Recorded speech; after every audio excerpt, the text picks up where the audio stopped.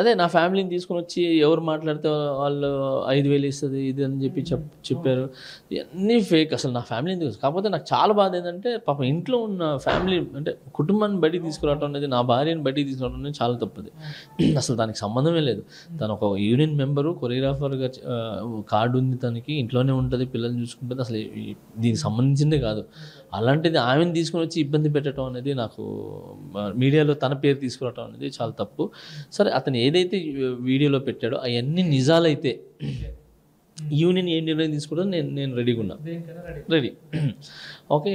ఒకవేళ తను చెప్పినవన్నీ రాంగ్ అయితే ఈ యూనియన్ తీసుకుని నిర్ణయాలకు ఉంటారా? ఒక 10 విషయాల్లో కనీసం ఒక 5 విషయాల్లో అయినా తను చెప్పిన దాంట్లో ఉంటే నేను రెడీగా ఉన్నా ఏం చేయడానికి. కానీ ఈ యూనియన్ నుంచి తను చేసిన 10 తప్పులు చూపిస్తాము. కానీ మాస్టర్ ఇంకోటి చూసుకుంటే అయితే గతంలో ఉన్న సినిమాటోగ్రఫీ మినిస్టర్లను కానీ ఇప్పుడున్న ముఖ్యమంత్రి గారిని వీళ్ళందరినీ కూడా కలిసి మేము ఏదో చెప్తున్నట్టు తెలంగాణ ఆంధ్ర అని కొన్ని విభేదాలు కూడా వస్తున్నాయి. సో ఇదంతా చూసుకుంటే మీ ఎదుగుదలకి ఫుల్ స్టాప్ పెట్టడానికి ఓర్చుకోలేక కొందరు అంటారు కదా. సో ఇదంతా అట్లానే అనుకోవచ్చు. అంటే ఇప్పుడు ఒక మనిషి ఎదుగుతున్నాడు అని అంటే ఇప్పుడు సీనియర్స్ ఉన్నారు, వచ్చి 30 సంవత్సరాలు తనే 30 సంవత్సరాల నుంచి ఉన్నాడు, ఇంకా అదే డాన్సర్గా ఉన్నాడు. నేను తక్కువలో వచ్చాను, వెంటనే ఎదిగాను.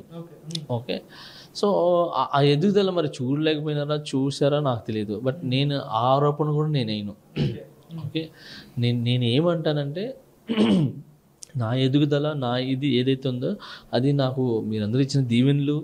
ఓకే. నాకు దేవుడిచ్చిన ఒక బ్లెస్సింగ్. సో అలానే నాకాడ అంతో ఎంతో టాలెంట్ ఉంది, అది పట్టుకొని కష్టపడి పైకి వచ్చిన అంతే. ఇంకోటి మాస్టర్ అయితే చూసుకుంటే రీసెంట్గా మీరు స్టార్ క్యాంపెయినర్గా కష్టపడ్డారు చాలా జనసేన పార్టీ కోసం. మీ గురువు అని చెప్తుంటారు కదా పవన్ కళ్యాణ్ గారు.